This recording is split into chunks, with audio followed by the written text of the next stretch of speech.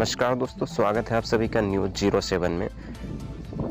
तीसरी लहर में 8 राज्य बढ़ा रहे हैं चिंता। झारखंड में 7 नए पीएसए प्लांट शुरू। चंडीगढ़ केजरीवाल को डोर टू डोर प्रचार पर नोटिस। महाराष्ट्र में कोरोना संकट के बीच तय समय पर होगी महाराष्ट्र बोर्ड की 10वीं और 12वीं की परीक्षाएं। जल्द जारी होगा टाइम टेबल। पटना, जानिए क्यों हुई 48 घंटे में 12 लोगों की मौत। राजस्थान में संडे कर्फ्यू में ना दूध मिलेगा, ना सब्जी, ना राशन। तीसरी लहर में 8 राज्य बढ़ा रहे हैं चिंता। स्वास्थ्य मंत्रालय ने बुधवार को बताया कि कोरोना की तीसरी लहर के दौरान देश में तेजी से नए मामले मिल रहे हैं। देश में 14 दिन में ही पॉजिटिविटी रेट 11 गुना बढ़ गया है। स्वास्थ्य मंत्रालय के संयुक्त सचिव लव अग्रवाल ने कहा कि 30 दिसंबर को देश में 1.1% पॉजिटिविटी रेट था, जो 12 जनवरी को 11.5% हो गया है। देश में अब एक्टिव केसेस की संख्या 9,55,319 हो गई है। हालांकि तेजी से नए मामले बढ़ने का यह ट्रेंड भारत में ही नहीं बल्कि ग्लोबल लेवल पर भी है। दुनिया में 159 देशों में तेजी से नए केस बढ़ रहे हैं, जिनमें यूरोप के 8 देशों में महज 2 सप्ताह में ही 2 गुने नए मामले सामने आए हैं। साथ ही अग्रवाल ने यह भी कहा कि कोरोना के ओमिक्रॉन वेरिएंट से दुनिया में 115 लोगों की मौत हुई है और भारत में इस वेरिएंट से एक ही व्यक्ति की जान गई है। अच्छी खबर यह भी है कि अब तक सामने आए डेटा के मुताबिक ओमिक्रॉन वेरिएंट तेजी से खतरनाक डेल्टा वेरिएंट की जगह ले रहा है। साथ ही डेल्टा से संक्रमित होने वालों के मुकाबले ओमिक्रॉन पॉजिटिव लोगों का हॉस्पिटलाइजेशन रेट बेहद कम है। अग्रवाल ने कहा, तीसरी लहर में 8 राज्य परेशानी का सबब बने हुए हैं, जहां कोविड पॉजिटिविटी रेट की हाई है। ये राज्य महाराष्ट्र, बंगाल, दिल्ली, तमिलनाडु, कर्नाटक, उत्तर प्रदेश, केरल और झारखंड में मेडिकल ऑक्सीजन की किल्लत को दूर करने के लिए 7 नए पीसीए प्लांट का उद्घाटन सीएम हेमंत सोरेन ने बुधवार को किया है। उन्होंने कहा कि सरकार की ओर से जो भी स्वास्थ्य संरचनाएं खड़ी की गई है, इसका कोरोना महामारी के अलावा भविष्य में भी बेहतर इस्तेमाल हो, इसे सुनिश्चित करना जरूरी है। सीएम ने कहा कि स्वास्थ्य सुविधाओं का लगातार विस्तार हो रहा है। प्रखंड से लेकर जिला स्तर तक स्वास्थ्य से संबंधित आधारभूत संरचना को मजबूत किया जा रहा है, ताकि लोगों को उनके घर तक निकटवर्ती अस्पताल या स्वास्थ्य केंद्रों में बेहतर चिकित्सा लाभ मिल सके। सीएम ने कहा कि लगभग 2 वर्ष पहले हमारी सरकार के सामने सबसे बड़ी चुनौती थी कि कोरोना की जांच की सुविधा तक राज्य में उपलब्ध नहीं थी। आज हर जिले में पीसीए प्लांट स्थापित किया जा चुके हैं। कोरोना की जांच के लिए आरटीपीसीआर और अत्याधुनिक कोबास मशीन भी यहां 2500 से अस्पतालों में लगभग 25,000 बेड उपलब्ध हैं। अब राज्य में ऑक्सीजन सपोर्टेड बेड, आईसीयू और वेंटिलेटर की पर्याप्त उपलब्धता है। पथ संगठन के सहयोग से रांची के सदर अस्पताल में 2, जमशेदपुर के मर्सी हॉस्पिटल में 1, रामगढ़ ट्रामा सेंटर में 1, देवघर सदर अस्पताल में 1 और चकोलिया पूर्वी सिंहभूम व चाय सरायकेला खरसावां सामुदायिक स्वास्थ्य केंद्र में 1 पीसीए ऑक्सीजन प्लांट स्थापित किए गए हैं। आम आदमी पार्टी के संयुक्त दिल्ली के सीएम अरविंद केजरीवाल के खरक में डोर टू डोर प्रचार पर चुनाव आयोग ने नोटिस जारी किया है। आयोग ने उनसे 24 घंटे में जवाब देने को कहा है।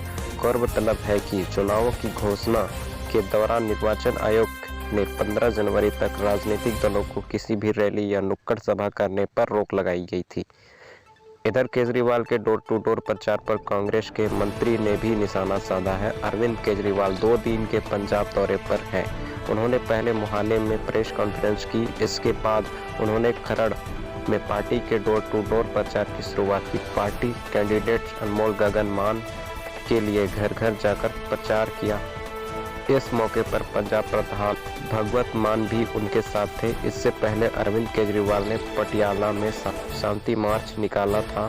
उसी दिन वहां कोरोना ब्लास्ट हो गया। इसके बाद दिल्ली पहुंचकर केजरीवाल खुद भी कोरोना पॉजिटिव निकल आए। Maharashtra state board of secondary and higher secondary education द्वारा 10वीं और 12वीं की बोर्ड की परीक्षाएं तय शेड्यूल के अनुसार ही आयोजित की जाएगी। इसका ऐलान बुधवार को बोर्ड की ओर से किया गया है। कोरोना संक्रमण से उत्पन्न हुई मौजूदा परिस्थितियों के आंकलन के बाद बोर्ड ने यह तय किया है कि परीक्षाओं को स्थगित न किया जाए। बता दें कि मुंबई और महाराष्ट्र में पिछले 4 दिनों के दौरान संक्रमितों के आंकड़े में कमी देखने को मिली है।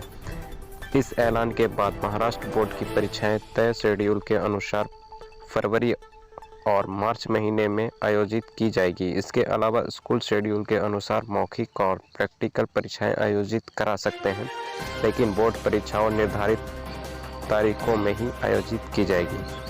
4 मार्च से शुरू हो सकेगी परीक्षाएं। महाराष्ट्र बोर्ड द्वारा जारी टाइम टेबल के अनुसार कक्षा 12वीं की लिखित परीक्षाएं 4 मार्च 2022 से शुरू होगी, वहीं 10वीं की लिखित परीक्षाएं 15 मार्च 2022 से शुरू होगी। 48 घंटे में 12 मौत का संकेत ठीक नहीं है। कोरोना की दूसरी लहर में भी ऐसे ही संकेत के बाद हाहाकार मच गया था। इस बार की चुनौती दोहरी है क्योंकि कोरोना के एक नए 2 वेरिएंट से लड़ाई है। इसमें एक डेल्टा है जिसने दूसरी लहर में तबाही मचाई, वही दूसरा ओमिक्रॉन जो संक्रमण की रफ्तार को कम्युनिटी स्प्रेड कर दिया है। ऐसे में अब खतरा बढ़ रहा है। वैक्सीनेशन और कोरोना प्रोटोकॉल में लापरवाही भारी पड़ सकती है क्योंकि वायरस का कम्युनिटी स्प्रेड हो चुका है। यही कारण है कि स्वास्थ्य विभाग भी वायरस को अंडर एस्टिमेट करना खतरनाक बता रहा है। राजस्थान में कोरोना बढ़ने के साथ ही सरकार ने पाबंदियां बढ़ानी शुरू कर दी है। 9 जनवरी को जारी की गई पाबंदियों की गाइडलाइन में खामियां सामने आने लगी हैं। सरकार ने नई गाइडलाइन में शनिवार रात 11 बजे से लेकर सोमवार सुबह तक पूरी तरफ कर्फ्यू लगाने का प्रावधान किया है। संडे को सब कुछ बंद रहेगा। नई गाइडलाइन के हिसाब से संडे कर्फ्यू भी 2 डेयरी, फल, सब्जी मंडी तक को खोलने की छूट नहीं है, जबकि कोरोना की पहली और दूसरी लहर के सख्त लॉकडाउन में भी दूध, डेयरी, फल, सब्जी की दुकान और किराना स्टोर खोलने की अनुमति थी। मौजूदा प्रावधान के हिसाब से तो संडे कर्फ्यू के दिन ना दूध मिलेगा और ना ही फल सब्जी।